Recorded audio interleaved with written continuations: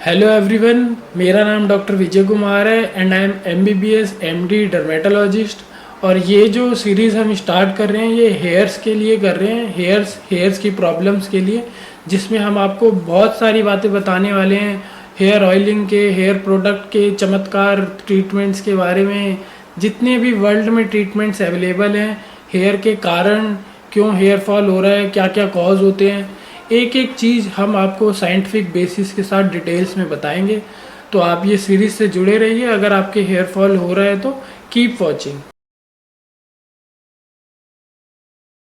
ज़्यादा समय ना लेते हुए हम ये वीडियो को स्टार्ट करते हैं, लेकिन वीडियो स्टार्ट करने से पहले मैं आपको कुछ हेयर्स के बारे में बताना चाहता हूँ कि बेसिक हेयर कैसे हेयर साइकिल चलती है, किस तरह से नॉर्मल हेयर होते हैं।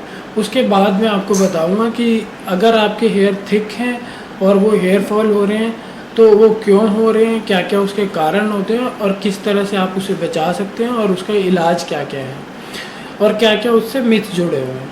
फिर मैं उसके बाद आपको बताऊंगा अगर आपकी हेयर थिनिंग भी हो रही है तो उसके कारण क्या क्या हैं, उसके इलाज के ऑप्शन क्या क्या हैं, उसके कॉजेज़ क्या क्या हैं, क्या क्या आपको उसके लिए चेकअप करवाना चाहिए। ये सारी बातें हम इस वीडियो के सेशन जो हम बनाएंगे उससे हम डिस्कस करेंगे। तो आप हमसे जुड़े रहिए और ये वीडियोस देखते रहिए। इससे आपकी हेयर की जितनी भी प्रॉब्लम्स हैं उन सब के समाधान इन वीडियो से निकल जाएंगे।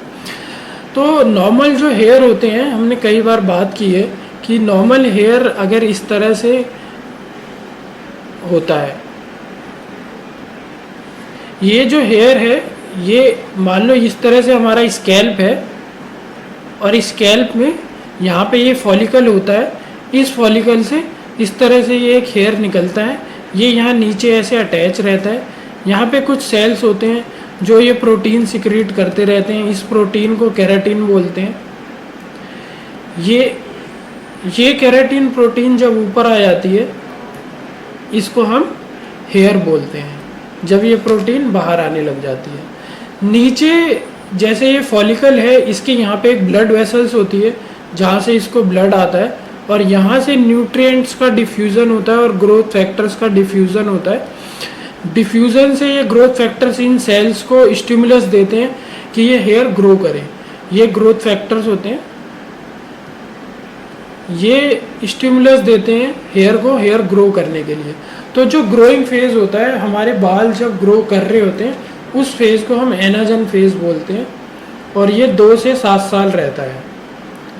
जब हमारा हेयर ग्रो करता रहता है इस फेज़ को हम एनाजन फेज़ बोलते हैं और ये हेयर ग्रो करता रहता है।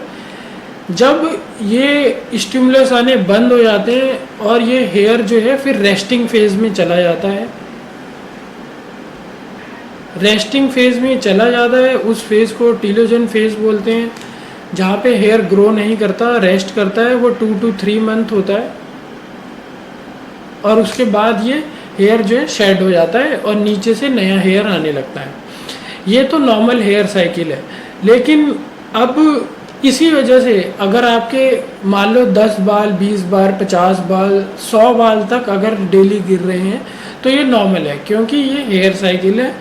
हेयर साइकिल चल रही है, नीचे से बाल नया आ रहा है, पुराना बाल गिर रहा है। 100 हेयर बाल लगभग डेली नए भी आते हैं और पुराने गिरते भी हैं। तो अगर 100 बाल तक गिर रहे हैं तो कोई ट्रीटमेंट की ज़रूरत नहीं है। पर डे अगर 100 हेयर्स गिरते हैं तो कोई भी ट्रीटमेंट की ज़रूरत नहीं है।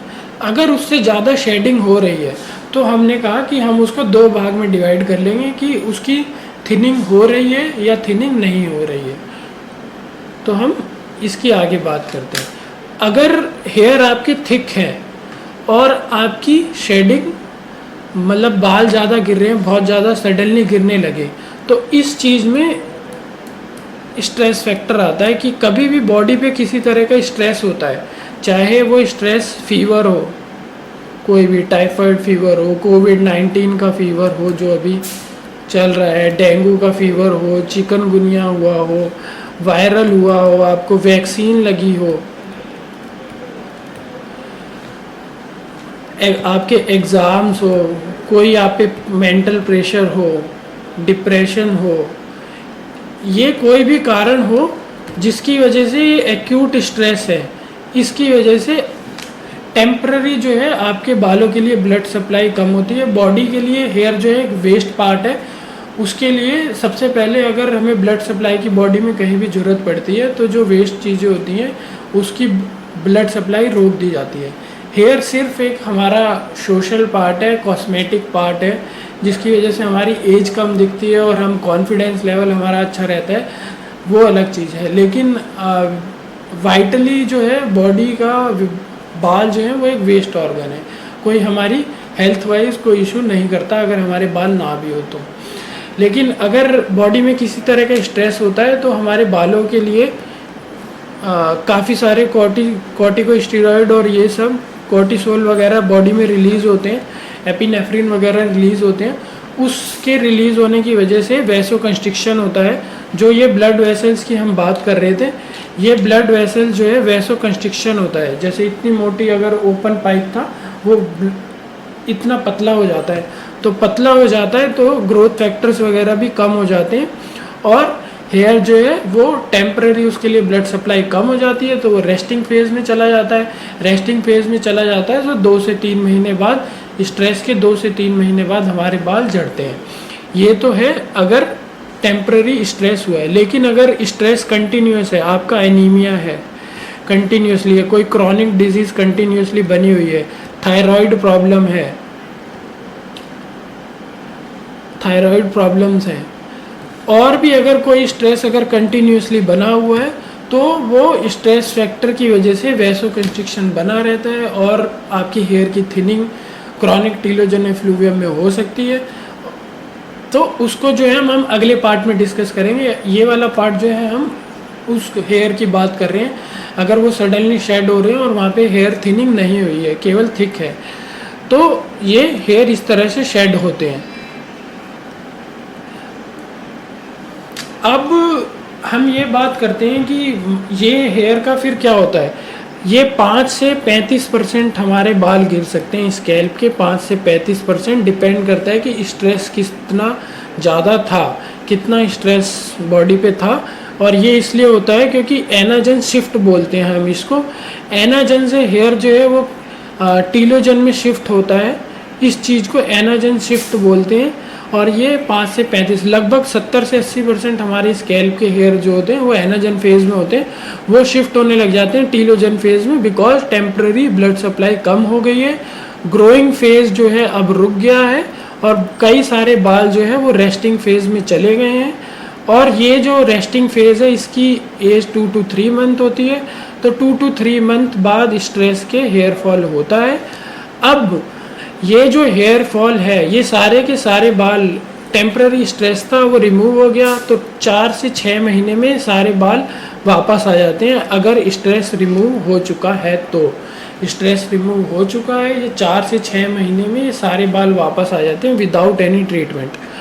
अब इसी का ही जो है मेन यहीं पे रोल आ जाता है कि कई लोग इसमें ऑयल लगाएंगे, ये करेंगे, वो करेंगे, दुनिया भर की चीज़ें। ऑयल सिर्फ एक मॉइस्चराइज़र है, मैं कई बार बता चुका हूँ। हम अपने स्किन पे लगाते हैं मॉइस्चराइजिंग इफेक्ट के लिए बहुत से ऑयल, लेकिन वो एब्जॉर्ब नहीं होते हैं, हमारे स्किन के अंदर नहीं जाते हैं। सेम ऑयल को जब हम बालों पे लगाते हैं, ये मान लो हेयर है, इस पे हम ऑयल को लगा रहे हैं तो उसका बस कंडीशनिंग इफेक्ट आएगा, हमारे बाल और स्मूथ हो जाएंगे। लेकिन हेयर बालों का झड़ने को रोकने के लिए या ऑयल से बाल ज़्यादा झड़ते हैं, ये दोनों ही बातें गलत हैं, क्योंकि हेयर की शेडिंग जो है वो नीचे से चल रही है, वहाँ तक ऑयल पहुँच ही नहीं पाता। कोई भी ऑयल हो, चाहे वो कितने भी बड़े सेलिब्रिटी डेली आपको 24 घंटे टीवी पे दिखा रहे हैं कि ये ऑयल लगा लो, कंघी के साथ वाले ऑयल लगा लो, कंघी के बिना वाले ऑयल लगा लो, आयुर्वेदिक ऑयल लगा लो, प्याज के रस के साथ वाले ऑयल लगा लो। बहुत बड़े बड़े टीवी स्टार पूरा दिन 24 घंटे टीवी पे कितना भी बताएं कि ऑयल से बाल झड़ने बंद हो रहे हैं, तो वैसा नहीं है। ऑयल सिर्फ और सिर्फ जो है वो कंडीशनिंग इफेक्ट करता है बालों के लिए, उसके चारों तरफ एक लेयर बनाता है जिससे बाल स्मूथ हो जाते हैं, लेकिन हेयर फॉल पे उसका इफेक्ट नहीं होता। अगर ब्लड सप्लाई अपने आप नहीं आ रही है, हेयर नहीं आ रहे हैं, तो हम वैसोडायलेटर्स की हेल्प ले सकते हैं, जिससे वैसोडायलेटर्स वो होते हैं जो ब्लड, मैंने आपको बताया वैसोकंस्ट्रिक्शन हो रहा था जिससे ब्लड सप्लाई कम हो रही थी, वैसोडायलेटर ओपन हो जाते हैं तो वो ब्लड वेसल्स को ओपन डायलेट करते हैं तो ब्लड सप्लाई इंक्रीज हो जाती है। तो टॉपिकल वैसो डायलेटर मेडिसिन्स आती हैं, इनकी हम मदद ले सकते हैं अगर हमारे बाल नहीं रुक रहे हैं तो, जिससे ब्लड सप्लाई बालों के लिए फिर से बढ़ जाएगी और आपके बाल जो है वापस आ जाएंगे पहले जैसे। तो गाइज़ ये जो वीडियो था ये मैंने उसके लिए बताया कि अगर आपकी थिनिंग नहीं है, थिक हेयर है, तो आपके सडनली हेयर फॉल बढ़ गया है, अब सडनली आजकल कोविड है या कोई आपको फीवर हुआ या कुछ भी हो, कुछ भी स्ट्रेस हुआ हो, उसके बाद सडनली आपके 1 महीने 2 महीने 2 हफ्ते से बाल अब बहुत ज़्यादा झड़ रहे हैं, तो आपका ये कारण हो सकता है। आप चेक करा सकते हैं। हम अभी आपको कुछ वीडियो में दिखाएंगे कि ट्राइकोस्कोपी जो स्कैल्प में देखते हैं उससे कैसे पता चलता है कि थिनिंग हो रही है या नहीं हो रही है, ये सारी बातें हम आपको बताएंगे। नेक्स्ट वीडियो जो है हम आपको बताएंगे अगर साथ में थिनिंग हो रही है तो उसका ट्रीटमेंट कैसे किया जाता है, इलाज के ऑप्शन क्या क्या हैं और उससे मिथ्स कौन कौन से जुड़े हुए हैं, क्या क्या हम उससे बचाव कर सकते हैं, क्या क्या हम उसके लिए जांचें करवाएं, सारी चीज़ें हम नेक्स्ट वीडियो में डिस्कस करेंगे। तो आप हमसे जुड़े रहिए। Thank you.